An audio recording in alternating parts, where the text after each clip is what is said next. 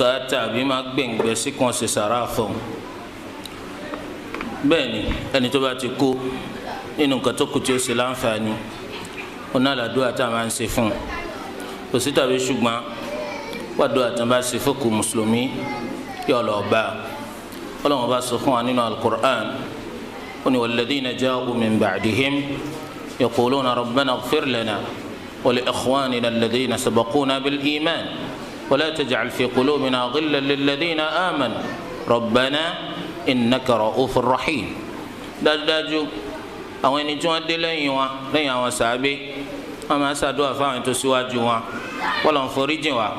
foríjìn àwọn tó ti ṣáájú wa pẹ̀lú ìgbàgbọ́ òdodo. mùsùlùmí ní gbogbo ìgbà tó bá ń ṣàdúrà fúnra rẹ̀ wọ́n tún máa rántí àwọn tó ti kú ṣáájú wọn nínú àwọn mùsùlùmí nítorí káwọn tí ó dé lẹ́yìn tiwa náà káwọn náà lè bá rántí wa pẹ̀lú àdúrà. nínú títún máa sòkú láǹfààní ó náà ní sàrà.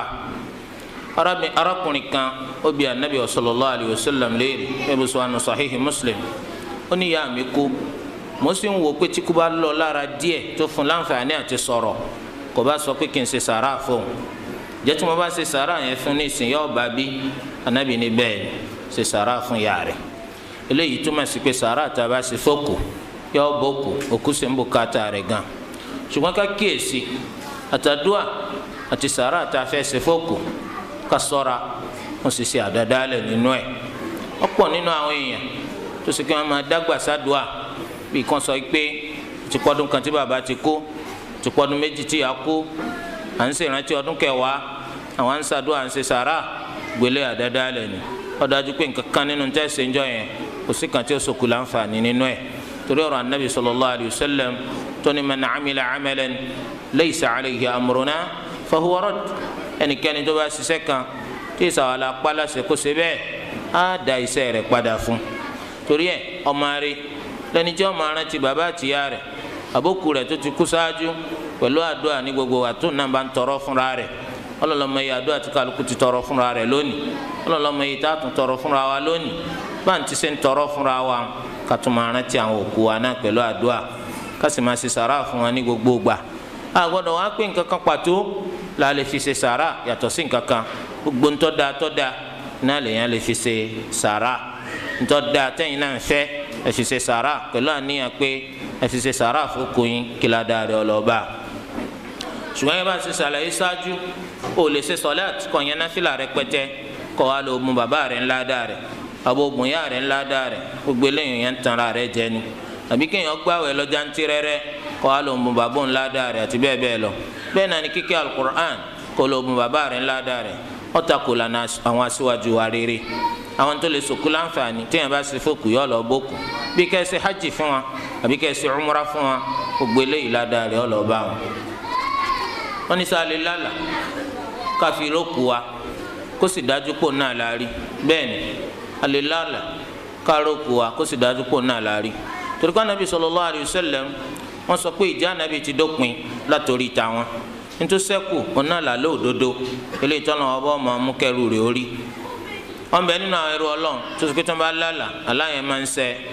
nítorí bá rí ọlọ́run ọba ó fi hàn yóò ṣẹ lẹ́yìn rẹ̀ torí o lè lálà kó o rókù kó o rí pọ́ àánú kẹ́ o lè lálà kó o rókù kó o rí pọ́ àánú yà ṣùgbọ́n lábẹ́ òfin ọlọ́run àwọ̀ yìí de ìdájọ́ kankan mélòó tó bá sọ pé ẹ̀yin ọmọ lágbájá àti lágbájá kọ́ á pè wọ́n jọ ipò tí mo bá bàbá yín ọ̀dà mo bá pé àáké ló gbé lọ́wọ́ tí ń lagi irọ́ lásán kò sí ní ta fẹ́ fi ṣe kò sí ìdájọ́ kankan tá a rò mà tí wọ́n bá fẹ́ràn rẹ̀ pẹ̀lú àlátọ́ láwọn ọbẹ̀ lọ́nkọ́ má jẹ́ bẹ́ẹ̀ tó bá sì jẹ́ bẹ́ẹ̀ ó máa ṣe sàrà fún ó máa ṣàdúrà fún pé kọ́lọ́wọ́n bó mú kó nú yà tó yá sí kó pa àwọn ọmọ rẹ̀ jọ ọmọ wa pa lọ fún wọn. wọ́n ní tó bá ṣe pé ká tẹ̀ kéèyàn ìṣẹ̀bọ̀sọ́lọ̀ ń bá ní tẹni tí sì ń ṣe bẹ́ẹ̀ máa ń ṣe sọ́láàtì ìjẹ́ tó ń tì ń bá kú yóò bẹ̀ lábẹ́ kọ́lọ́wọ́n bó ní foríjì àkọ́kọ́ ni pé títẹ̀ kéèyàn lábẹ́ òfin ṣẹ̀ríà ó pín sọ́nà méjì alákọ̀ọ́kọ́ ó náà ní kó tẹ̀ kéèyàn nítorí pé ó fi gbéga ẹni tó bá ṣe bẹ́ẹ̀ òun lẹni tó ṣe pé ó ṣe kèfèrí sọ́lọ̀ àmì ẹni tó tẹ̀ síyàn tó tẹ̀ fún yàn nítorí pé ó fi kún alé ńkì eléyìí làwọn olùmọ̀ sọ yìí pé ìdájọ́ rẹ̀ ń bẹ láàrin pé haram ni àbí makruh nǹkan yẹn pé méjì. ẹni tó tẹ̀ fún yàn torí kó fẹ́ fi gbéga òní wọ́n ń pè nínú ṣẹ̀ríà yìí pé ó tẹ̀ fún láti sìn ẹni tó bá ṣe eléyìí ṣẹbọ sọlọ. sòṣùgbọ́n tí ń ṣẹlẹ̀ láwùjọ lónìí àwọn ẹni tí ń tẹ̀ fúnra wọn ò tẹ̀ fún torí pé àwọn fẹ́ sìn, wọn ò tẹ̀ fún torí pé àwọn fẹ́ bọ, wọn ò tẹ̀ fún torí pé àwọn fẹ́ gbé tayọ ayé rẹ̀, wọ́n tẹ̀ fún torí pé àwọn ń pọ́nlé ni lérò tiwọn, wọ́n tẹ̀ fún nítorí pé eléyìí là pọ́nlé lérò tiwọn, ètò wọn á rò pé là pọ́nlé lérò tiwọn haram nínú ṣẹ̀ríà. ṣẹ̀ríà Ọlọ́run pè ní haram kìí ṣe ṣẹbọ sọlọ. torí ẹ̀ àwọn apá kan àwọn katira Ibn al-Qayyim àti tírà àwọn afáàmì wọ́n wá gé ọ̀rọ̀ láàrin ike ìtẹ̀fúnyàn tọ́jú ẹbọ yìí wọ́n á gbé gbogbo ìtẹ̀fúnyàn ẹbọ ni nítorí pé tí ìmọ̀ bá kéré wàhálà tí ń bẹ lábẹ́ rẹ̀ pọ̀, wàhálà tó lè fi dálẹ̀ ọ̀pọ̀, rúgùdù tó lè fi ọyàn pé ẹ̀ǹkí ọ̀run ọwọ́ adìẹ ẹ̀ǹkí ọ̀run sọ̀run lẹ́yìn kí ẹ̀ dáhùn sísọ láti lẹ́sẹ̀ abẹ́ ẹ̀ǹkí ọ̀run ọjọ́ bó ṣe jẹ́ torí ẹ̀yin náà máa bá a pè bẹ́ẹ̀ kí là ń lọ ṣe sọlá kí là ń ṣe tán ọ̀sọ̀là àkókò kí ló wọlé ọ̀sọ̀là lẹ́yìn ìjọba wọn ní tí èèyàn bá sọlá láti bẹ̀rẹ̀ ó dìde láti pé sọlá tó tiẹ̀ sáwọn náà lè darapọ̀ mọ́ kó tún di lè máàmù bẹ́ẹ̀ ni apá kan nínú àwọn olùmọ́ni kò burú ṣùgbọ́n ìta àfẹ́ra máa ní kò burú má tẹ̀lé tí wọ́n bá sì jẹ́ pé wọ́n lọ wà ń pò yẹn lọ́jọ́ yẹn tẹ́nìkan á darapọ̀ mọ́ rọra tì dànù pé lọ sí tiẹ̀ lọ́tọ̀. ìtumọ̀ rẹ̀ sì ni pé àsìkò tó ń bẹ̀rẹ̀ sọ láti tẹ̀ ọ bẹ̀rẹ̀ ma'muman ó tò lẹ́yìn imam ìgbà tí imam parí sọláàt ó di munfarid ẹni tí ń dá sọláàt ṣe báwo ni ó tún ṣe yí padà tí ó tún di imam ṣùgbọ́n apá kan nínú àwọn olùmọ̀ gẹ́gẹ́ bí olùmọ̀ wa Ibn Baz rahimahullah àwọn sọ pé kò burú wọ́n ti ṣe déédéé bánabi sallallahu alaihi wasallam ṣe ń dá ṣe sọláàt tẹ́nìkan kan ò tò lẹ́yìn rẹ̀ tí sàábì padà wàá tún tò lẹ́yìn rẹ̀ bọ̀tẹ́lẹ́yìn yàtọ̀ sí lẹ́yìn kò sí tó burú kẹ́ni tí ń ṣe sọláàt fúnra rẹ̀ tí ó dàníyàn pé lè máàmù lò kẹ́nìkan wà darapọ̀ mọ́ yàtọ̀ sírò eléyìí máàmù ni ó tún dẹni tí ń dá sọláàt ṣe ó tún di ìmáàmù sẹ́wọ̀n kó jìnnà lẹ́yìn jẹ́ bó ṣe jẹ́ tó bá jẹ́ sọ̀látùl jumu'a ńkọ́ èèyàn bá rákà kan ìsàn rákà kan tó bọ́ ọmọ lọ́wọ́ ẹnìkan tó wá tó lẹ́yìn rẹ̀ má gbà fún kọ́ lọ́ọ́ dá tiẹ̀ sí. wọ́n ní Abu Talib ipò wo gan-an ló wà tó fi kú ṣé mùsùlùmí ni àbókún kèfèrí ó kún kèfèrí ni kò kú ní mùsùlùmí àwọn ẹni tí wọ́n ń sọ pé kú mùsùlùmí àwọn làwọn Ṣíà àwọn Ṣíà ló ń sọ pé kú mùsùlùmí ṣùgbọ́n tó dọ́gba tẹ́rì tó múnádóko tọ́ka sí ni pé kò gba Islam tó fi kú. ìlú fà á ìní Al-Abbas tọ́jà àbúrò bàbá anabi sallallahu alayhi wa sallam ó bi anabi léèrè ó ní kí ló rí ṣe fún Abu Talib nítorí pé ó kún kèfèrí kí ló rí ṣe fún anabi ni mo bẹ lọ́n fún Ọlọ́run sì gbàdúrà yìí àmọ́ gbígbà tó lọ́n gbà ní pé iná tí ó jóun yóò ma ní dídí abẹ́ àtẹ́lẹsẹ̀ rẹ̀ kò ní máa jó gbogbo ara rẹ̀ àmọ́nu rẹ̀ náà ni ọmọ wa gbére kése o àmọ́ dídí abẹ́ àtẹ́lẹsẹ̀ ni ọ wà yóò ma wá mú kí ọpọlọ mọ ọhó tẹ́lẹ̀ ní Abu Talib torí ẹ rà Nabi sallallahu alayhi wa sallam bó ti ṣe súnmọ́ Abu Talib tó nínú jẹ́ mọ̀lẹ́bí wọn ò ránfààní kan ṣe fún jù bá ń lọ wọ́n wá ń tanra rẹ̀ jẹ ọlọ́mọ lè má mú ọmọ àfa tafsir bó lẹ ṣe sọ pé wọ́n wọná ọ̀wọ́ bàjẹ́ àwọn èèyàn kan lọ ṣiṣẹ́ wọ́n ń bá nǹkan ṣiṣẹ́ ọ̀gá bíríkìlẹ̀yà òun lọ ṣe sọ̀láàt ó wá kó àwọn ọmọ méjì kan lẹ́yìn àwọn ò ṣe sọ̀láàt kí ló dé tẹ̀yìn ọ̀ lọ ṣe sọ̀láàt kéènì ọmọ lè má mú ní mí kẹ́ ẹ̀ wá ní kéènì ó sì náwó ma lè má mú kọ ńgbà tí ẹ̀gbọ́n bàbá ànábì torí rẹ̀ ọba kànkì bó wá ní àwọn mẹ̀kúnnù torí ẹ̀ kéèyàn ṣọ́ra rẹ̀ gidigidi oníkálukú ó kọ ara rẹ̀ ní ọ̀jẹ̀ ńjọ́ gbẹ̀ndẹ̀ alùkìyàmù eléyìí jẹ́ báwọn. wọ́n wá ní àwọn ẹ̀gbọ́n àbábúrò bàbá anabi sallallahu alaihi wa sallam ṣé bàbá àtìyá ló pa wọ́n pọ̀ ni àbí bàbá nìkan? majority wọn bàbá nìkan ló pa wọ́n pọ̀, bàbá nìkan ló jọ pa wọ́n pọ̀ pẹ̀lú bàbá anabi wa Muhammad sallallahu alaihi wa sallam. bó tilẹ̀ jẹ́ pé lẹ́yìn nínú ṣẹ̀ríà kí láǹfààní ta fẹ́ mú bẹ́ẹ̀, kí ni ta fẹ́ mú nínú lẹ́yìn? ìbéèrè yìí kìí ṣe béèrè, ṣé history lẹ́yìn kọ́ òní kankan tó fẹ́ ṣe fún àwọn ṣẹ̀ríà, bàbá ọba pa wọ́n pọ̀, ìyá ọba pa wọ́n pọ̀, lẹ́yìn ìjà bó ṣe jẹ́. wọ́n ní ìgbà tí Ànábì rìnrìn àjò òru tọ́lọ́run sì tún gbé lọ sí sánmà, sí ara àtẹ̀mí lọ́lọ́run gbé lọ ni abára nìkan láì sẹ́mi, abẹ́mí nìkan láì sára. àwọn olùmọ̀ wọ́n sì yapa nípa rẹ̀, ṣùgbọ́n eléyìí ń bẹ nínú tó ṣe pé ìyapa nípa rẹ̀ ò nítumọ̀. ó ń bẹ nínú wa ẹni tó sọ pé ẹ̀mí lásán lórí ìrìn àjò láì sára, ó sì ń bẹ nínú wa ẹni tó ní ẹ̀mí àtara ni. ẹni tó sọ pé ẹ̀mí àtara ni ó lọ sọ̀rọ̀, ẹni tó sọ pé ẹ̀mí lásán ni kò rí nǹkan kan wí. nítorí pé àwa gan pẹ̀lú ẹ̀mí wa Ọlọ́run ló mọ ìgbà tá a ti fò lójú sánmà, lójú àlà. àìmọye ìgbà tí yẹ wù lápá kálukú lójú àlà torí pé òun fò ká. àìmọye ìgbà tó di abàmì ẹ̀dá kan lójú àlà tó ń lé gbogbo èèyàn ká, tó jí tó ń tún dúpẹ́ fọlọ́n pé ọmọ dúpẹ́ fọlọ́n pàlà ni. so eléyìí tó bá jẹ́ pé lọ́lọ́run á sọ fún wa kí wọ́n á nìkan bàbàrà ń bẹ̀ tó bá já là. so nítorí délé àwọn eléyìí ọ̀rọ̀ rọ̀ sọ àbí ẹ̀gbọ́n tó lọ́n sọ ni. سبحان الذي أسرى بعبده ليلا من المسجد الحرام إلى المسجد الأقصى الذي باركنا حوله. تبا جاي عبده تصم ẹrú rẹ̀ ògoni fún Ọlọ́run tó mẹ́rú rẹ̀ rìnrìn àjò òru láti mọ́sálásí Mẹ́kà bọ̀wọ̀ lọ sí mọ́sálásí tó jìnnà púpọ̀, ìyẹn ní sí mọ́sálásí Mẹ́kà èyí tá a ṣe ìbùkún sáyìíká rẹ̀ Masjid al-Aqsa. tó bá jẹ́ pé ẹ̀mí lásán ni bó ni ó sì sọ pé abudihi wala abudu bi ruhihi wa jasadihi, ẹrú ìjẹrú àfi pẹ̀lú ẹ̀mí àtara. torí rẹ̀ ẹ̀mí àtara la Ànábì gbé lọ. tó bá jẹ́ pé ẹ̀mí lásán ni Ànábì gan ò ní jáde kọ́ máa sọ fáwọn èèyàn pé nǹkan báyìí ṣẹlẹ̀, wọ́n sọ pé àlá lásán níbo lọ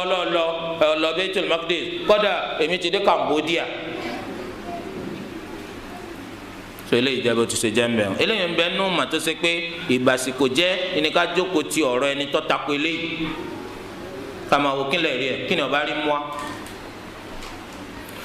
lẹ́yìn náà bàtọ́ lọ́n gbá Nàbí sallallahu alaihi wasallam sí sánmà tó bá yẹ pé ẹ̀mí lásán ló gbé lọ sí sánmà kí wọ́n á ní bàbàrà ń bẹ́. àtẹ̀mí àtara ni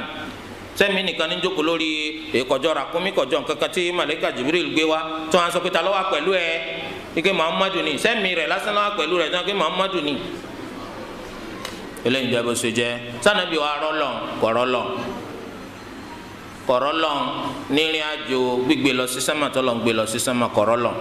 torí ẹni Àìṣà sọ ó lẹ́nìkẹ́ni tó wá sọ fún ẹ pànàbí sallallahu alaihi wasallam rọ́lọ́n ìdúró ńlá lọ́pàá fún ọ ànábì ọ̀rọ́lọ́n. ṣùgbọ́n wọn náà àdìsí kan ètò Sheikhul Islam Ibn Taymiyyah rahimahullah tí wọ́n sọ pé fẹsẹ̀ rìn lẹ̀ wípé ànábì rọlọ́n lójú àlá lẹ́yìn ìgbà náà kése lójú fò lójú àlá Ọlọ́run padà síra rẹ̀ hàn ànábì sallallahu alayhi wa sallam. ó wá sọ yìí pé ńgbà tọ́lọ́run síra rẹ̀ hàn ànábì lójú àlá yìí Ọlọ́run á ń bi ànábì láwọn àbẹ́ẹ̀rẹ̀ ànábì àwọn màdáwọn ọ̀pọ̀lọpọ̀ wọn. Rabbul Izzati wal Jalal ó wá gbé ọwọ́ rẹ̀ alápọ̀nlé ó gbé lórí ẹ̀yìn anabi sallallahu alayhi wa sallam báyìí. ó wá ní anabi sallallahu alayhi wa sallam sọ pé gbogbo ntọ́nà wá bí ohun tó wọ́n mà ó sì bẹ̀rẹ̀ sí ní fèsì rẹ̀. Ibn Taymiyyah wá sọ pé láti jọ́nà wọn ò rá anabi sallallahu alayhi wa sallam kó wé láwàní àyàfi kó fi irú rẹ̀ kó fi sí déédéé ẹ̀yìn rẹ̀ ní déédéé ibi tọ́lọ̀ ń gbọ́wọ́lé lẹ́yìn anabi sallallahu alayhi wa sallam níbi ọrùn rẹ̀. ìtumọ̀ tí láwàní fi máa nírú nù kìí ṣe fáǹsì pé láti jọ yẹn ìníláwà ní anabi sallallahu alaihi wasallam ti máa nírú tó eléyìí jẹ bó ti ṣe jẹ mẹ pé lójú àlá Ọlọ́run fira rẹ̀ hàn anabi wa Muhammad sallallahu alayhi wa sallam. sáwọn náà wà lè rọlọ bẹ́ẹ̀ ni a lè rí njọ́ gbẹ̀ndẹ̀ al-qiyama. ẹni tó bá ti wà aljanna ó kú oríire. ọlọ́ni lilladhina ahsanu al-husna wa ziyada. gbogbo àwọn tó bá ṣe dáadáa dáadáa ń bẹ fún wa àtàlékún. dáadáa tó dájú tí wọ́n ṣe lọ́n bẹ fún wa àtàlékún. àlékún yẹn ò ní rírí Ọlọ́run máa sọ fún àwọn ọmọ aljanna sẹ́yìn fẹ́ kí n ṣe kankan fún yín tó dájú gbogbo tí mo ti ń ṣe fún yín lọ tẹ́lẹ̀ bí ó ní kí ló tún dájú gbogbo ètò àti wàánu rẹ̀ yìí lọ Ọlọ́run á fi ojú rẹ̀ yóò fi hàn wá Ọlọ́run máa ṣe lè wọ̀ wá. wọ́n wá rí i pé gbogbo kẹta àwọn tí ń rí tẹ́lẹ̀ ọmọ lásán ni lẹ́gbẹ̀ẹ́ wíwo ojú Ọlọ́run ọba wa. wujuhun yawma'idhin nadhira ila rabbiha nadhira. àwọn ojú kan jọ gbẹ̀ndẹ̀ al-qiyamah ó tutù ní ti ọlá àti ọlà. ojú Olúwa wọn ni wọ́n máa wò. anabi sallallahu alayhi wa sallam ó yìí sọ pé dájúdájú ẹ rí ojú Ọlọ́run ẹ rí Ọlọ́run ọba yín níjọ́ gbẹ̀ndẹ̀ al-qiyamah. gẹ́gẹ́ bẹ́ẹ̀ ṣe máa róṣùpá ní ìgbà tó bá dàgbà tán ní òrùjọ́ kẹ̀ńlá. ṣé ẹ máa tira yín gbùngbùngbùn kẹ́ tó róṣùpá. wọ́n bẹ lẹ́kọ̀ọ́ mi wọ́n sì máa pọ̀rẹ́ rẹ̀ lábẹ́kúta pèsè oróṣùpá bẹ́ẹ̀ ni ó tún pẹ́ nìkan ní Cambodia ṣé wọ́n náà rí mo rí ní Mẹ́kà lèmi náà rí Allahu Akbar láì jẹ́ pẹ́ nìkan tiẹ̀ nìkan ṣùgbọ́n eléyìí jẹ́ táwọn olùgbàgbọ́ òdodo yàtọ̀ sáwọn ọ̀daràn. ó wà nínú àdìsí kan pa àwọn mùmínì ọ̀rọ̀ lọ àwọn kùfárù ọ̀rọ̀ lọ àwọn mùnáfíkì ọ̀rọ̀ lọ àdìsí yẹn náà sì fẹsẹ̀ rinlẹ̀ ṣùgbọ́n àsọ ìpè túmọ̀ rẹ̀ ni pé rírí yàtọ̀ sí rírí sahwalala ọ̀gá bíi sẹ́ walillahi al-mathalul a'la tọ́lọ́n la pẹ̀jú ètò ọ̀gá jù ọ̀gá bíi sẹ́ rí gbogbo yín àwọn kan ń ṣiṣẹ́ déédéé àwọn kan ń fiṣẹ́ falẹ̀ àwọn ìkẹyìn tiẹ̀ wá bíi sẹ́ rárá sójú tó fi ráwọn eléyìí ní ó fi ráwọn eléyìí àbí ní ó fi ráwọn eléyìí rárá so ìtumọ̀ pé gbogbo wọn náà rọ̀ lọ nígbà tí máa ń ṣèṣirò fún wa nù àbí òye wa ẹnì kí tẹ bá rẹ lómi yóò ti máa yàgbé ara ẹ̀yin èèyàn ganu fa kátó pọlọ ń tọ́ da wa ilé ìjẹbù ṣèjẹ mi àmàláyé ń bì wọn nìkan fún ọ ládùúgbò kan pété wàá fà débi kan Ọlọ́run yọ sí ọ irọ́ lásán ni ṣètọ́ọ̀nì ni ọ yọ sí ọ ṣètọ́ọ̀nì ni ọ yọ sí ọ ọ̀pọ̀lọpọ̀ máa ń dara wọn láàmú lórí irọ́ wọn máa wá rọ́ká bí kò fẹ́ rọ́lọ̀ torí ẹ̀ ni wọ́n ṣe sọ nípa Abdulqadir al-Jailani táwọn kan tẹ̀lé tí wọ́n fi ń pè wọ́n Qadiriyya wọ́n níjọ́ kan jáde lọ sẹ́yìn ìlú pẹ̀pẹ́ kò jìnnà sígbà tó jáde hàn ilé iṣẹ́ kan bá bẹ̀rẹ̀ sí ní kóra rẹ̀ jọ ó sórí ọ̀yà orí ń bẹ̀ ọ̀yà ọrùn ọ̀yà kùn ọ̀yà apá ọ̀yà ẹsẹ̀ lọ́wọ́ sọ pé wà Abdulqadir al-Jailani ana rabbukal a'la èmi lolúwa rẹ̀ tó ga jù gbogbo ntí mo ṣe léwọ̀ fáwọn ẹrú mi o mo ṣe lẹ́tọ̀ fún ọ. gbàtọ́ ká Abdulqadir ọmọ Ọlọ́run ó ní ikhsa ya aduwallah gbẹ́nu lọ ìwọ ọ̀tá Ọlọ́run ṣètọ́nì ni ọ òjijì ní èéfín yẹn kpòòrà. wọ́n á bí Abdulqadir léèrè pé bó o lè ṣe mọ̀ pé ṣètọ́nì ni ó ní ọ̀gbọ́n tí ń sọ ni ike gbogbo ntí mo ṣe léwọ̀ fáwọn ẹrú mi mo ṣe lẹ́tọ̀ fún ọ.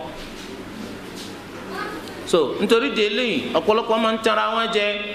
kò ní jáde yọjú sáwọn èèyàn má yóò ní wọn fún un ní lọ́kẹ̀lì kan kó wọn máa fà á tó ń bá fà á débi kan wọn rọ̀ lọ tó lè rí nǹkan kan ṣètánì lórí. wọn ní téèyàn bá ń ṣe sọláàt tí ìrántí Ọlọ́run á mú yàn sunkún sọba sọláàt jẹ kò bá jẹ torí sọláàt kì í sọ̀rọ̀ ẹkún kì í sọ̀rọ̀ ọ̀rọ̀ lọba sọláàt jẹ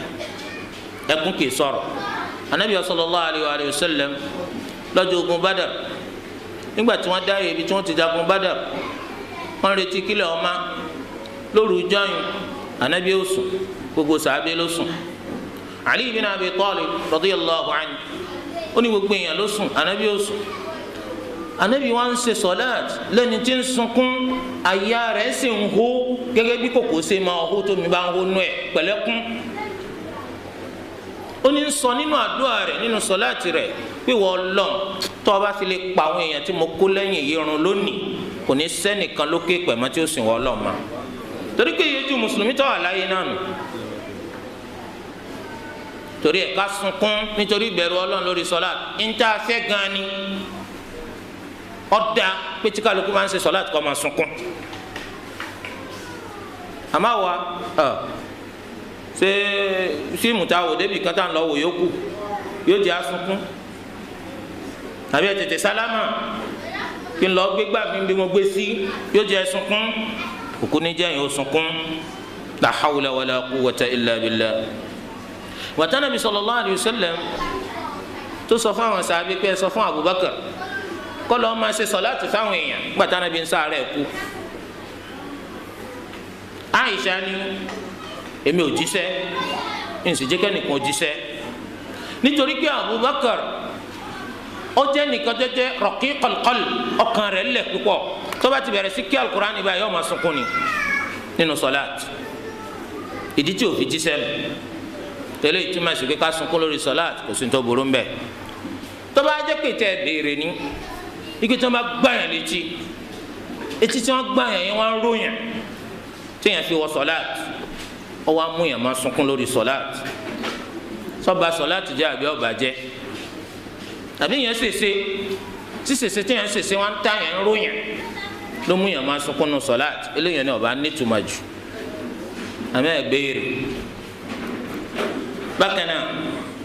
wọ́n ní ká máa ṣe sọ̀láàtì kẹsẹ̀ wọ kanra wọn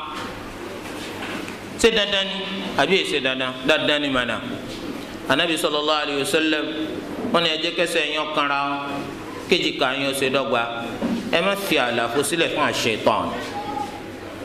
ẹ má fi àlàfo sílẹ̀ fún aṣ-ṣaitan anabi sì máa ń sọ yìí pé la takhtalifu fa takhtalifa qulubukum ẹ má yapa níbi tí a ti jọ dúró kọ́kàn yẹn ọmọ bá yapa torí pé tí ẹ bá fẹ́ kẹsẹ̀ mi ọkàn tí sẹ́yìn náà fẹ́ kí tí yẹn ọkàn tẹ̀mí ẹ̀ ń sọ̀rọ̀ fún mi ẹ̀ ń sá fún mi mí náà ń sá fún yín àṣetánì ọwọ́ àárín wa ọkàn wa ó sì takora wọn a ní fẹ́ ríra wa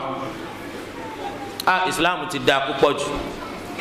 ẹni tí ẹ jọ dúró lẹ́gbẹ̀ẹ́ ara yín nù sọ́láàtì wàá rí i pé òní pàdé rẹ̀ ń bì kanjọ́ kan àfi kínú rẹ̀ ó dùn sí wàá fẹ́ dì má pọ́nmọ́ ìyá mi nínú Islam àmọ́ bóyá bẹ́ẹ̀ làwọn ẹlòmíì náà rí tí wọ́n ṣe mùsùlùmí ó dá wa lójú pé wọn ò rí bẹ́ẹ̀ torí pé ẹni tẹ́ ẹ jọ jó kò dájú pé tẹ́ ẹ bá pàdé ẹ jọ kíra yín ṣùgbọ́n ẹni tẹ́ ẹ jọ ṣe sọ́láàtì tẹ́ ẹ bá pàdé àmọ́ lọ́mọ ìyá rẹ̀ wọ́n lẹni tí sọ́láàtì kan tí ò ṣe ìgbà wo ló lè san padà tó bá ti rántí tá ẹ rántí tó bá ti jí tá ẹ jí ni ọ̀sán anabi sallallahu alayhi wa sallam wọ́n ní man nama an salatin aw nasiyaha falyusalliha idha dhakaraha ẹnikẹ́ni tó oorun bá mú má ṣe sọ́láàtì àbí gbàgbé ló mú má ṣe sọ́láàtì kó yá ṣe sọ́láàtì yẹn ní kíá tó bá ti rántí ẹ̀ torí pé kò sí nǹkan kan tí ó pa ẹ̀ṣẹ̀ rẹ̀ rẹ́ àyàfi kó tètè ṣe sọ́láàtù duhur lọ́bọ̀mọ́ lọ́wọ́ ọwọ́ ají lákòókò asr wàá kọ́kọ́ ṣe sọ́láàtù duhur kó tó ṣe asr duhur àti asr ni wàá kọ́ ṣe duhur àti asr kó tó ṣe maghrib mẹ́ta ni wàá ṣe mẹ́ta yẹn kó tó ṣe isha mẹ́rin ni wàá ṣe mẹ́rin yẹn kó tó ṣe as-subh tó ṣe lórí márùn tó bá wá ju márùn lọ èyí tákòókò rẹ̀ ń bẹ lóde lọ́kọ̀ọ́kọ́ ṣe kó tó ṣàwọn eléyìí rò pé yé wa eléyìí lòfin Ọlọ́run nípa bá a sì máa tó sọlá kí wá sí pé ńgbà tó jẹ sọlá tó dóhùrù nísìn ó sùn gbàgbé ọwọ́ adúró di dóhùrù tọ́lá tó o bá kú àgbà wà á tètè san kíákíá ẹni tí ó sì san gbèsè sọlá kò sákòókò kan tí wọ́n sọ pé àyè sọlá ti náà fóun gbogbo àkókò ni eléyìí jẹ́ bó ṣe jẹ́. anabi mi wá lẹ́yìn anabi Muhammad sallallahu alayhi wa sallam Áfíríkà ń bí ni wọ́n sì ti ń pera wọn ní Ahmadiyya wọn kì í ṣe Ahmadiyya láwọn kọ́ńtínẹ́ǹtì yòókù orúkọ tí wọ́n ń jẹ́ láwọn kọ́ńtínẹ́ǹtì yòókù ní Al-Qadiyaniyya wọ́n ṣe ń tì sára lu Mirza Ghulam Ahmed al-Qadiani Qadian ìnílù rẹ̀. So àwọn gbàgbọ́ pọ́kùnrin yẹn anabi kan ni lẹ́yìn anabi wa Muhammad sallallahu alayhi wa sallam. Wọ́n sì tún gbàgbọ́ pọ́lọ́ wọn bá ń sọ wáhìí kalẹ̀ fóun náà lẹ́yìn anabi sallallahu alayhi wa sallam. So àwa ní àwọn òwe tó fi àwọn sampo àwọn wáhìí tiẹ̀ hàn wá. A rí àwọn oríṣiríṣi irọ́ tí ń pa fúnra rẹ̀ ńbẹ̀. Yọ já àwọn àyà kan náà alukurani bíi yóò tún já àwọn kan bíi yọ wá lẹ́pọ̀ wọ́n wá sọ di English tó English lọ́lọ́run ṣe ń bó ń sọ̀rọ̀ sẹ́mi kí English làwọn ará Pakistan àti India àbí wọ́n ṣe England síbẹ̀ rí rọ́ńbẹ́ ń ọlọ́run sọ pé wa ma arsalna min rasulin illa bilisani qawmihi liyubayyina lahum. Gbogbo anabi tá a rán èdè àwọn èèyàn rẹ̀ láti rán kó lè bá a máa ṣàlàyé fún wa ọmọ England sì làwọn ará bẹ̀ ń ẹ̀rí rọ́ ńlá ń bẹ̀ ń so nítorí di eléyìí irọ́ tiwọn tí wọ́n ń gbé kánú. Àwọn sì ń wò pé àwa mùsùlùmí o kèfèrí làwa náà wọ́n la dà gẹ́gẹ́ bí ahlul kitab. Àwọn lè fẹ́ ọmọ tiwa àwọn ò gbọ́dọ̀ fọ́ ọmọ tiwọn fáwa gẹ́gẹ́ bá àwọn mùsùlùmí sì lè fẹ́ ahlul kitab ṣùgbọ́n táwọn níjẹ́ kóbìnrin wa kọ́ fẹ́ ahlul kitab wọ́n ní bẹ́ẹ̀ làwa náà rí. Torí ẹ̀ àwọn eléyìí wọn kì í ṣe mùsùlùmí Ahmadiyya kì í ṣe mùsùlùmí gbogbo ẹnu ní kò fi sọ wọn kì í ṣe mùsùlùmí. Wọ́n sọ pé alukur'ani irọ́ ló pa wọ́n sọ pé sunnah anabi sallallahu alaihi wasallam irọ́ ni wa man i'taqada dhalika faqad kafar ẹnikẹ́ni tó bá gbàgbọ́ bẹ́ẹ̀ ó di kèfèrí. Torí ẹ̀ láti nǹkan tó ti lé lógójì ọdún ní gbogbo mùsùlùmí àgbáńlá yìí ti ṣe pàdé lórí pé wọn kì í ṣe mùsùlùmí wọn ò sì bí wọn dá kún ọwọ́ Mẹ́kà wọn ò bí wọn dá kún ọwọ́ Mẹ́kà. Torí ẹni tó bá lọ Mẹ́kà nù wa kò bí léèrè pé sọ lọ Mẹ́kà ló kọ pé Kọ̀díyánì ni Ahmadi ni ọ́ ni àbí mùsùlùmí. Tí wọ́n bá ti lọ Mẹ́kà rí yẹ fọ́ọ̀mù tí wọ́n máa fún yín wò wàá rí tí wọ́n kọ́ sínú fọ́ọ̀mù yẹn pé mùsùlùmí ni ọ́ ni àbí Christian àbí Ahmadiyya àbí ẹ̀yàn gba fọ́ọ̀mù ajiri kí ló dé tí wọ́n sọ pé Ahmadiyya torí tí wọ́n bá bí da kó tíkì ẹ̀ pé Ahmadiyya ni kò lọ Mẹ́kà ẹ̀rí pé tí ó tíkì ni pé mùsùlùmí lò. Tó eléyìí jẹ́ bó ti ṣe jẹ́ àdìsọ́kàn wọn ni wọ́n ṣe mùsùlùmí kí wọ́n gba Islam náà. Torí ẹ̀ mọ́sálásí tí wọ́n kọ́ lẹ̀ wípé mọ́sálásí Ahmadiyya kì í ṣe mọ́sálásí o ó dọ́gba pẹ̀lú church torí kì í ṣe táwọn mùsùlùmí. Eléyìí jẹ́ bó ti ṣe jẹ́ kí ló dé tó jẹ́ pé kò ráyè jókòó gan láàrin gbogbo ẹ̀yà Nàìjíríà fi lọ́dọ̀ Yorùbá kí ló dé tó ṣe jẹ́ pé àwọn Ahmadiyya wọn ọ̀rọ̀ wọn àfi lọ́dọ̀ Yorùbá tó jẹ́ pé gbogbo kẹtẹkẹtẹ tí máa ń bọ̀ wá Nàìjíríà Yorùbá ló máa ń tètè hàn. Wọ́n dọ̀ sípítù lẹ̀ wọ́n dá kiri yóò náà dálẹ̀ lọ́wọ́ sọ wọ́n di kíni. Eléyìí jẹ́ bó ṣe jẹ́ eléyìí ó tún á bí ìdáhùn ìbéèrè ẹlòmínà tó béèrè pé sáà lè ṣe sọ̀láàtì lẹ́yìn wọn sọ̀láàtì lẹ́yìn ta ni tó o bá ṣe ó ṣàṣedànù. Ẹ̀rọ ga wọn Mirza àtòun àti olùmọ̀ńlá kan wọ́n ń pè ní Sana'ullahi at-Tasturi. Sana'ullahi at-Tasturi yẹn olùmọ̀àgbani nípa súnà láyé gbà náà jọ ọmọ India. Ó ní kó jáde wá kí Mirza kó jáde wá kó náà jáde wá káwọn ọjọ́ fagagbága. Òun fi Ọlọ́run ọba búra pópòrọ̀ ní Mirza. Tí Mirza bá sì ló jí sí Ọlọ́run lòun kó náà jáde wá ó sì jáde wá wọn wá jọ fagagbága. Níparí Sana'ullahi at-Tasturi ó ní káwọn sì pè fúnra wọn. Ìwọ Ọlọ́run ẹni tó bá jókòó rọ láàrin àwọn méjèèjì àrùn burúkú ni kò fi bàjá àrùn yìí ni kò ṣe sábàbí ikú rẹ̀ kírú gbà yìí lọ́dún tí ń bọ̀ ọmọ débà láyé ẹ sàmì jama gbogbo èèyàn sàmì ọdún yẹn ò yípo bá Mirza láyé ìyẹn Ghulam Ahmad ọ̀gá wọn kò débò láyé Tasturi tansin wíwọn ó tún lọ́dún rẹ̀ gẹ́gẹ́ lẹ́yìn rẹ̀ àrùn tọ́lọ̀ wọn á dẹ sí Mirza yìí tó fi kú ó làrùn kọ́lẹ́rà ń yàgbẹ́ yìí ní jama ó yàgbẹ́ títí tọ́lẹ́tì ló kú sí àwọn ò ní kàdé bẹ́ẹ̀ àwọn ọmọlẹ́yìn rẹ̀ ò ní kàdé bẹ́ẹ̀ Ànábì sallallahu alaihi wasallam ó sì láwọn ànábì Ọlọ́run ibi tá a bá kú sí ni wọ́n sìn wá sí sáwọlẹ́lẹ́ ànábì tí wọ́n á sí sílé ìgbẹ́ abẹ́rẹ́ rí nǹkan bẹ́ẹ̀ jẹ́ bó ṣe jẹ́. wọ́n lóbìnrin tó kú tá a wẹ̀ tá a fásọ gbẹ̀yìn sí lára sáàfin ló fi ń dà sóun náà lánàá bẹ́ẹ̀ kọ́dà gan nínú hadith anabi sallallahu alayhi wa sallam wọ́n sọ pé arriba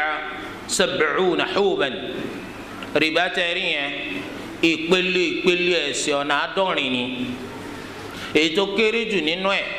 ó ṣe dọ́gba pẹ̀lú kéèyàn bá ìyá rẹ̀ ṣe zina èyí tó kéré jù nínú rìbá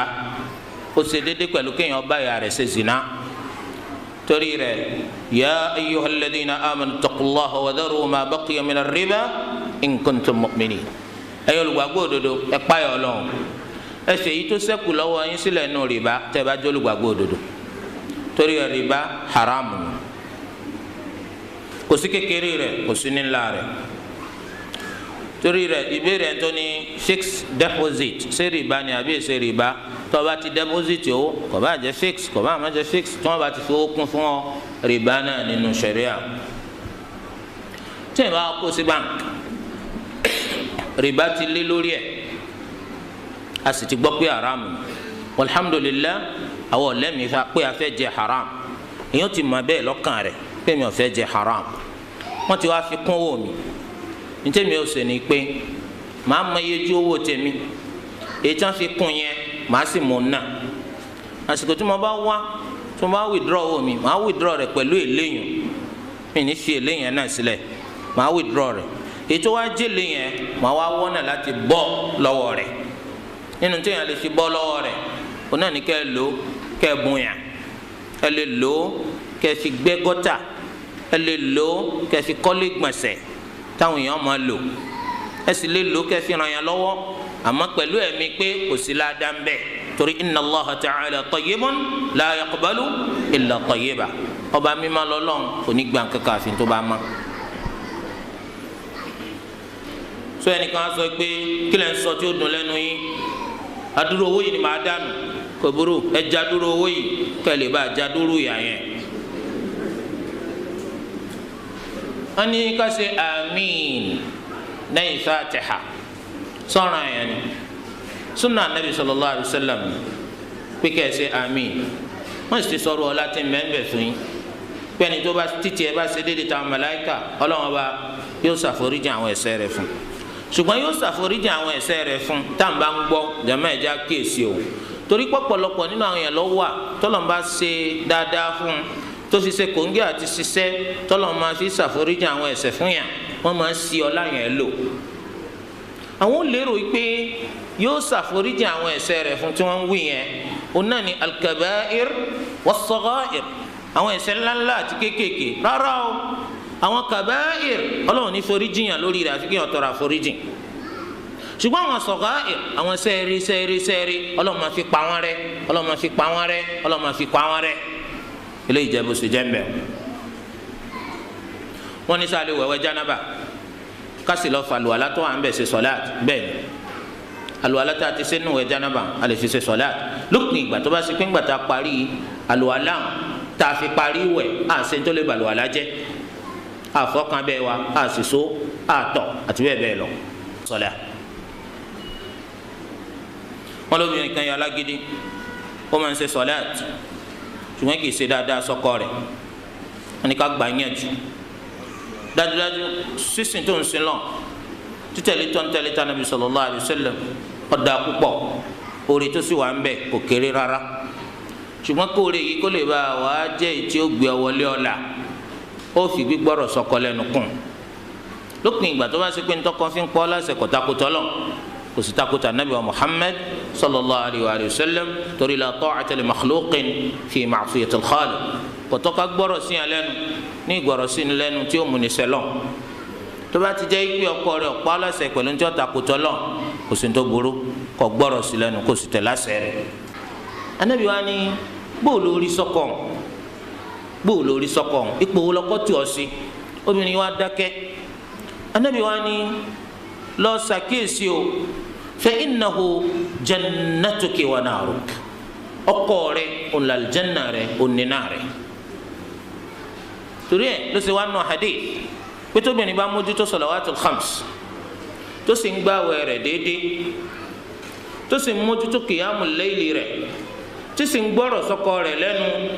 dakhalat jannata rabbiha bisalam yóò wọ aljanna Ọlọ́run ọba ní rọrùn. torí ẹ ká gbọ́rọ̀ sọ́kọ lẹ́nu pàtàkì.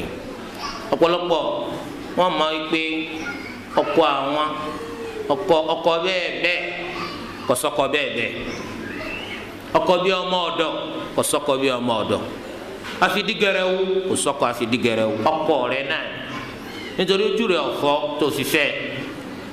wọn ò kí bọ́ ọlọ́run olówó ọ bàbá rẹ̀ ń bí ọjọ́ yìí olówó ọ sókè wọn ló dé tí ó wù ọ ma. anabi sallallahu alayhi wa sallam wọ́n sì ní ọkùnrin mùsùlùmí o kò gbọdọ̀ kórìíra ìyàwó rẹ̀ o obìnrin mùsùlùmá o náà gbọdọ̀ kórìíra ọkọ rẹ̀ o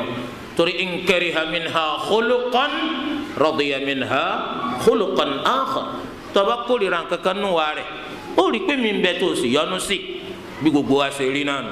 kò sọ́kọ kan tó perfect tó da 100% kò sì síyàwó kan náà tó da 100% yóò kù síbi tó kù sí náà torí di eléyìí kómìnrin ọjà ni ti ń gbọ́rọ̀ sọ́kọ rẹ̀ lẹ́nu ọ pàtàkì kí wọ́n á ní kí ọjà má mẹ́wàá aljanna náà lọ́jọ́ ràn lórí ọkọ kọ́kọ́ náà máa sojúṣe rẹ̀ ọ̀pọ̀lọpọ̀ ọkọ kò sí ntọ́kàn pẹ̀lú ntíyàwó ń jẹ kò sí ntọ́kàn pẹ̀lú ẹ̀wù tí ń wọ̀ sọ́rùn ìyàwó gan ní sanwó ilé onísanwó sùkú àwọn ọmọ mùsùlùmí kọ́ gbọ́rọ̀ sí ọ lẹ́nu sẹ́bọ́lá ń sọ pé bima faddala Allahu ba'dahum ala ba'd wa bima anfaqu min amwalihim ọlọ́run gbé ọ̀gá ọ̀kanu lórí ìyàwó ẹ̀kejì ọlọ́run tún nítorí owó tó ọ̀nà kí ni wọ́n wá ná ọ̀nọ́rọ̀ ọ̀rọ̀ lásán ọ̀rọ̀ tí ò bí owó so irú àwọn ọkọ bá náà àwọn náà tí wọ́n bá ní wọ́n fi ọ́ dí gẹrẹwu kò burú torí wọn náà sojú ṣe gbogbo ẹ̀rọ mara wọn ni so ṣùgbọ́n gbà tóbìnrin tó ń bá ti rí wípé ọkọ òun kò máa sojú ṣe rẹ̀ tó náà fi máa gbọ́rọ̀ sí lẹ́nu bó ti ṣe tó àti bó ti ṣe yẹ kò gbọ́dọ̀ ṣàì gbọ́rọ̀ sí lẹ́nu torí tiẹ̀ ní kò gbọ́rọ̀ sí lẹ́nu ó sojúṣe kò sojúṣe tiẹ̀ ní kò gbọ́rọ̀ sí lẹ́nu ìwọ wàá gbọ́n jùlọ pàpẹ́ ìwọ gbẹ́jọ́ lọ fẹ́ni tí ọba yín dà ẹni tí ọba wí ọ pé kìí sọpọ́ wá fẹjọ́ wọn sùn o ọkàn wa sọ bí wọ́n ṣe máa ṣe fún wa ni wọ́n yẹ bọ́ àwọn ọmọ wọ́n yẹ sanwó ilé èmi mọ̀ ń sanwó sùkúù èmi ò fẹjọ́ wọn sùn o ní tí wọ́n ń ṣe mọ̀kàn wá wí so àwọn wọn wà á bá yín dà torí ọkọ òní wa máa gbọ́ létí ẹ bá délé pọ̀ lọ fẹjọ́ mi sùn ń tẹ̀ ń ṣe mọ́ sọ fún wa eléyìí jẹ́ bó ti ṣe jẹ́ ń bẹ̀ bẹ́ẹ̀ni wọn lóbìnrin tá a sọ fún kọ́ máa wọṣọ gbàgẹ̀rẹ̀ ó ní kò sí tó ń fi aṣọ gbàgẹ̀rẹ̀ ṣe ìborí pélébé tí yòówù ń lò lòun náà fẹ́ lò ó rí wí ó sì rí sọ wàláì ó rí wí ó rí sọ àwọn màmá wa bí wọ́n ṣe dáa tó òdodo dáa jù wọ́n lọ àwọn màmá wa bí wọ́n ti ṣe wúlò tó ẹ̀sìn Ọlọ́run wúlò jù wọ́n lọ màmá kan ò sí bàbá kan ò sí tọ́mọ rẹ̀ ọmọ ṣe dáadáa nú ẹ̀sìn jùlọ tínú rẹ̀ ò ní dùn àfikọ́jọ́ lórí ibú bàbá àbọ̀ lórí ibú ìyá ọ̀pọ̀lọpọ̀ àwọn màmá wa ni wọn ò lo jìlbà ṣùgbọ́n táwọn ọmọ wọn délé ọkọ tí wọ́n ń lò tínú wọn sì ń dá dùn pé tó máa tiẹ̀ tiri múlíkà báyìí inú mi máa dùn ọ̀pọ̀lọpọ̀ màmá gan ló ti tara pọ́ mọ́ wọn ń lo jìlbà wàláhì àwọn náà ń lò pé ọmọ sì wá dáa jù mí lọ nídìí ẹ̀sìn tá a bí sí sòrò àwọn màmá bẹ́ẹ̀ kọ́lọ́njẹ́rì wọn tún pọ̀ sí torí ìyàwó tí àwa fẹ́ tá à ń bá sọ̀rọ̀ jìlbà àwa náà ká bá sọ lọ́nà tí ó fi gbọ́ tí ó fi gbà tọ́rọ́ pọ̀lọpọ̀ ọkọ mi náà ti burú jù it's either jìlbà or you go ti le jù náà wọn náà pẹ̀lẹ́pẹ̀lẹ́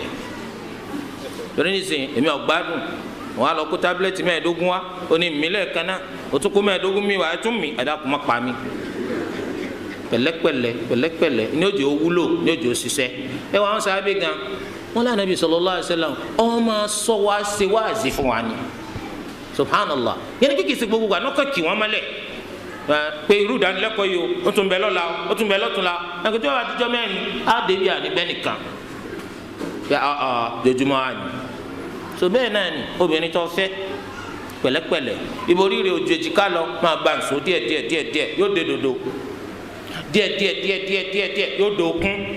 díẹ̀ yóò dé kókósẹ̀ ńgbọ̀ báyà ni ọmọ ọbọ bàtà mọ̀njọ́tà bá ti wá ké girigiri lẹ́ẹ̀kan náà yóò sá lọ ilé ìjẹ́bù ṣèjẹ́ ẹ ti pẹ̀lẹ́pẹ̀lẹ́ mu pẹ̀lú ògbọ́ ọlọ́run yóò gbọ́ yóò gbà sẹ́ẹ̀sì rí gbogbo ní tẹ́yìn máa ń ṣàlàyé rẹ̀ fún àwọn èèyàn wọ́n máa tètè gbà ju níta bá fagídí mu ọ lọ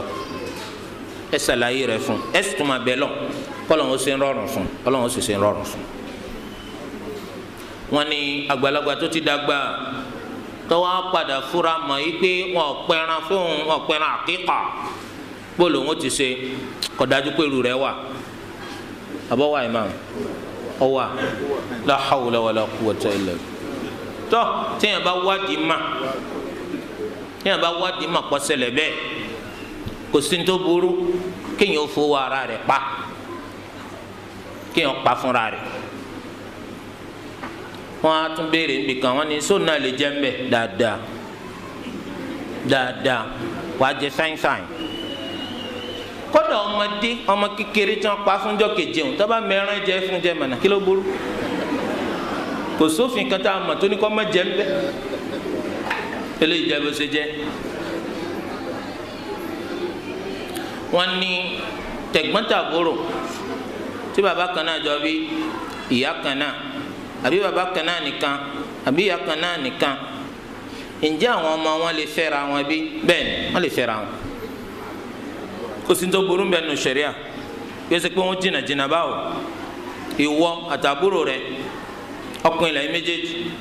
àbóbìnrin lẹ́yìn méjèèjì àbọ́kùnrin àtòbìnrin lẹ́yìn ọmọ tẹ́yìn bá bí àwọn ọmọ yín lè fẹ́ra wọn torí àwọn ọmọ yín wọn ò sínú àwọn tọ́lọ̀ ń ṣe wọ́n léèwọ̀ fúnra wọn nínú àyà tọ́lọ̀ ti ṣàlàyé àwọn tó ṣe léèwọ̀ fún wa láti fẹ́ rò pé wa ọmọ ẹ̀gbọ́n ó lè fẹ́ ọmọ àbúrò ó lè fẹ́ ọmọ ẹ̀gbọ́n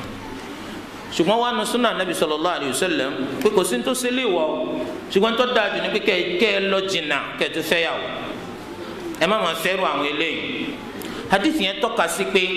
tó bá gbérù àwọn eléyìí lẹ́ẹ̀ máa fẹ́ àwọn ọmọ tẹ́ ẹ̀ máa bí wọ́n lẹ̀ lára wọ́n tún lẹ̀ lọ́pọlọ hadith tọ́ka sí ipe tó bá gbé ọmọ ẹ̀gbọ́n ní ọba máa fẹ́ ọmọ àbúrò àwọn ọmọ tẹ́ ẹ̀ máa bí wọn ò ní ní agbára lára ọpọlọ wọn ò tún lẹ̀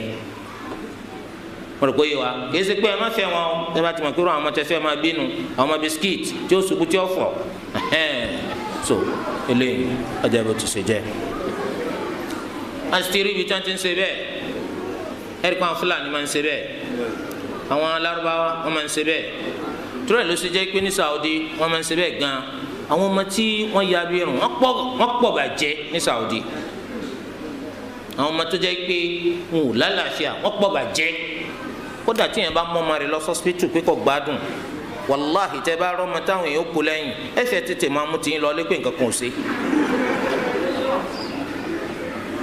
tó ń torí pé ọmọ ẹ̀gbọ́n ní ma fọ́ ọmọ àbúrò ọmọ ẹ̀gbọ́n ọmọ àbúrò ọmọ ẹ̀gbọ́n so àwọn ọmọ tá máa bí yẹn ẹ̀ rí i pé bí ìdajì ọmọ orílẹ̀-èdè láwọn ọmọ kéékèèké gbogbo wọn gbádùn. ìdínú nísìn tíjọba Saudi láti gẹ́gẹ́ bí ọdún 6 sẹ́yìn wọ́n ti ṣe lófin gbogbo ẹni tí ó bá fẹ́ra wọn nísìn wọn ò pé ẹ má fẹ́ra yín bá wọn sọ bí sẹ́rí àgbà nítòsí wọ̀ ẹ̀yin náà nù kò sí wàhálà àmọ́ wọn ò rí i pé ẹ̀jẹ̀ yín kò takora wọn torí pé ní tí máa ń ṣẹlẹ̀ ni pé tọ́mọ ẹ̀gbọ́n bá fẹ́ máa gbòòrò ní tí ó máa ń ṣẹlẹ̀ ni pé tí wọ́n bá jẹ́ AS obìnrin tó fẹ́ náà lè jẹ́ AS kọ́mọ padà máa jẹ́ SS ní tó máa ń sábà ṣẹlẹ̀ nu kẹtorí AA láàrin wọn yóò kéré sí AS so ìjọba ló wá ń sèǹdà wọn gbàtọ́ pé àwọn ló ń tọ́jú àwọn èèyàn lọ́fẹ̀ẹ́ ó ti ọrùn tí wọ́n ń wọ àjà fẹ́ já so ni wọ́n fi wá sòfin yẹn torí rẹ̀ àwọn kan nírú àdúgbò báyìí ní Saudi wọ́n fa olùmọ̀kan kalẹ̀ pé gbogbo ẹni tó bá fẹ́ fẹ́ra wọn bàbá ìyàwó ọkọ ìyàwó àtẹlẹ́rìí méjì wọ́n lọ sọ́dọ̀ rẹ̀ òní ó fún wọn wèé gbàtẹ́ yìí bá lọ sí fún òun lòun ọgbà yóò lòun gbà ẹlẹ́rìí méjì ó jẹ́rìí sí wọ́n kọ̀wé rẹ̀ ní ìsìn wọn gbọ́dọ̀ kọ̀wé yìí kẹ́ tó gbàwé wá látọ̀ hospital wípé wọ́n wo ẹ̀jẹ̀ ọkọ àti tìyàwó tí wọ́n bá ń bímọ kò ní máa di ss níjọba ó tó gbà wọlé. wọ́n ní kí ni ìdájọ́ ká máa ṣe sọ́láàt lẹ́yìn ẹni tí ń tẹ yẹ̀pẹ̀ tó bá dá yín lójú lọ́dọ̀ Ọlọ́run kó ń tẹ yanrìn kìí sì ṣe pé fi ń ṣèṣirò fáwọn ọmọ tó lọ iléèwé tí wọ́n mọ̀ ṣírò bí kò jẹ́ pé àwọn ò ní bọ́ọ̀dù nílé wọn ò ní chalk tí wọ́n lè lò àbí òye so bí ayé john gbẹgbẹ wá kí n kọ́ yín jàre 3 + 3 àbí orí nǹkan mẹ́ọ̀ ení èjì ẹ̀ta ení èjì ẹ̀ta ẹ̀ka tọ́ba ìpele yìí ń fi kọ́ ọmọ lẹ́kọ̀ọ́ kò burú o àmọ́ ń kọ́ nǹkan sí yẹn rìn ó lóun fẹ́ fi mọ́tọ́ pamọ́ kèsèrí lélẹ́yìn ẹ̀ o lábẹ́ òfin Ọlọ́run kò láǹtẹ̀ kpó bọ̀yọ̀ nù kèsèrí kò sì tọ́ lábẹ́ òfin Ọlọ́run ká ṣe sọ̀láàtù lẹ́yìn káfíìr eléyìí jẹ́ òfin Ọlọ́run torí ẹ̀ lè máàmù tí ń ṣe bẹ́ẹ̀ tó bá lọ sọ́dọ̀ Ọlọ́run kó gba Islam padà má kó bá àwọn èèyàn wọ́n ti kọ́kọ́ kó bá ara rẹ̀ náà ó ti já kọ́tà má bàtà àwọn èèyàn jẹ́ eléyìí jẹ́ bó ti ṣe jẹ́ ń bẹ̀ torí ẹ̀ kò sólùmọ̀ Islam kàtọ́ mọ tawhid tí ó ní kó ṣe sọ̀láàtù lẹ́yìn irú rẹ̀ kò sí olùmọ̀ Islam kàtọ́ ma tawhid tó ní kó ṣe sọ̀láàtù lẹ́yìn irú rẹ̀ torí gbogbo ẹnikẹ́ni tó bá lò mọ́tò pamọ́ ọ̀nà yóò wò ó lè gbà fi sọ pé mọ́tò pamọ́ yẹn fahuwa kafir kèfèrí ni tìyànjú lẹ wá béèrè ẹ béèrè ẹni tí ń lo tẹ̀síbà ẹ béèrè ẹni tí ọjọ́ kpumi ló ń lò ẹ béèrè tawòràwọ̀ alukuraani ló ń lò abẹ́ mọ̀ bẹ́ẹ̀ náà tí wọ́n fi kọ́kọ́rọ́ síbi kan tí wọ́n pe kó yí lọ sọ́tún kó yí lọ sósì gbogbo wọn kò fà tàbí òfin Ọlọ́run kèsèrí ni wọn gbogbo ẹ̀tẹ́jẹ́ ni bọ́ ọba lo dictionary náà yóò yí irọ́ lásán ni wọ́n kàn tẹ́ wọ́n fi ń sọ lójú ni pé Kùránì nù wọ́n tún ní lo dictionary olóyì kọ́dà bó gbé bíbélì sí olóyì irọ́ lásán ọjọ́ bó ṣe jẹ́ wọ́n ní èèyàn gbàgbéra ó ṣe ìforíkalẹ̀ alákọ̀ọ́kọ́ pẹ̀lú imam tí wàá dìde máa lọ́wọ́ wọ́n tún ti ṣe ìforíkalẹ̀ kejì òun dákú bẹ́ẹ̀ bí ọba àṣepọ̀ dákú imam fi ṣe ìforíkalẹ̀ kejì imam tún dìde dúró ọba ṣẹ̀ṣẹ̀ máa bi tẹ́ ń lọ wọ́n ní bóun ni ó ṣe túntọ̀ látú rẹ̀ ṣe rákà ń bàjẹ́ bí àti lè máa ń bá sálámà yọ san rákà ń padà ẹ̀san ìfọ́nufọ́ra nù. lẹ́yìn náà ẹnìkan pé nǹkan sọnù wọn ni ọlọmú bàtà rẹ̀ wá wọn pé ìpè ara rẹ̀ wá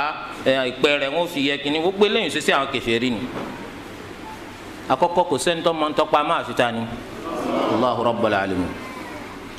irú àwọn ẹni tí ń bá wọn ṣe yẹn ń wò ó yẹ káwọn náà ti yẹ tara wọn wò ti pẹ́ sah wala la tí wọn bá ní sah wala la ẹni sah wala la sah. so irú àwọn ẹni tí wọn bá wọn yẹ̀ wò ẹ káwọn náà ti yẹ tara wọn wò ti pẹ́ torí pé ńgbà tí wọn wá ṣiṣẹ́ yẹ̀ ń wò lọ́dọ̀ rẹ̀ ilé iná wá ṣe lọ́dọ̀ rẹ̀ ilé iná wá ṣe lọ́dọ̀ rẹ̀ kí ló fẹ́ gbà ebo wo ni àbí bẹ́ẹ̀ kọ́ ni òun ò ṣe yẹ̀ wò ń bolówó tó ń wà pẹ́pẹ́ owó kéékèèké yìí wọ́n máa mú wa fún un níbo lè tọ́pọ̀ tó ń wà kó ti rí tipẹ́ kó nà fi bízì kó mọ̀ máa retí owó kúẹ́kúẹ́ yìí tó túmọ̀ sí pé wàláhì irọ́ wọn ń wò ẹni tí ilé rẹ̀ ń jò tí ń bẹ́ lómi kan lé wọ́n dájú kórì rẹ̀ ti dàrú so nítorí de eléyìí báyìí ẹni tó ṣe pé tí ó bá sílé tó bá dé yóò máa bí ìyàwó pé ta ló wò ń wálé tíyàwó ọba sọ lẹ́rọ̀ yóò da sí rọ́ọ̀f yàrá ẹ lọ bí ń tẹ́ ẹ máa bá wọn yẹ̀ wò kọ́sọ̀ ẹ̀ ń tọ́ wáyé wálé yóò kó ẹsẹ̀ bò lẹ́nu ni fẹ́ máa fi ń ṣe yẹ̀yẹ́ ni àkè ẹ̀yin fẹ́ àwọn èèyàn ṣe yẹ̀yẹ́ ni ṣé lè jẹ́ bó ṣe jẹ́ àwọn ará wọn bá wí bí ẹ̀yin tẹ̀ ń lọ ọ̀dọ̀ wọn àwọn pè jẹ́jẹ́jẹ́jẹ́ làwọn jókòó kalẹ̀ ẹ̀yin lẹ wá torí délé ẹ yé lọ ọ̀dọ̀ wọn o ẹnikẹ́ni tó bá lọ sọ́dọ̀ wọn anabi sallallahu alayhi wa sallam ó ní tó bá bí wọn léèrè wọn dáhùn wọn dáhùn ó pàdánù sọ̀láàtì 40 ọjọ́ tẹ́nbà wá dáhùn tó gbà wọ́n gbọ́ ó ṣe kèfèrí sí ntọ́lọ́ sọ̀kalẹ̀ fún anabi Muhammad sallallahu alayhi wa sallam ẹ dákun ẹja sọ ẹ̀sìn wa ẹ mẹ́jọ máa gbé lọ bí tẹ́sìn wo ti bàjẹ́ àwọn tó ṣe kí tẹ́ bá lọ ọ̀dọ̀ wọn irú òfò bá ní ó ṣe yín àwọn wa ń kọ́ kèfèrí làwọn torí de eléyìí ẹja dẹ́kun àlọ́ ilé oyin yẹn wò ẹjọ́ kùtọ̀ ọba wọn káwọn náà lè bá túbà lọ sọ́dọ̀ Ọlọ́run káwọn náà lè bá kú mùsùlùmí kí gbogbo ó lè bá àjọ ṣoríire Ọlọ́run ọba kó ṣe wá lọ́mọ àlìjẹ́nnà Ọlọ́run ọba kó tún ti wá ṣe ètò ti dá náà ọ̀rọ̀ kálukú Ọlọ́run kó má bàjẹ́ ètò kù díẹ̀ káàtó Ọlọ́run kó bá tún ṣe subhanakallahumma bihamdik ashhadu an la ilaha illa ant astaghfiruka wa atubu ilayk.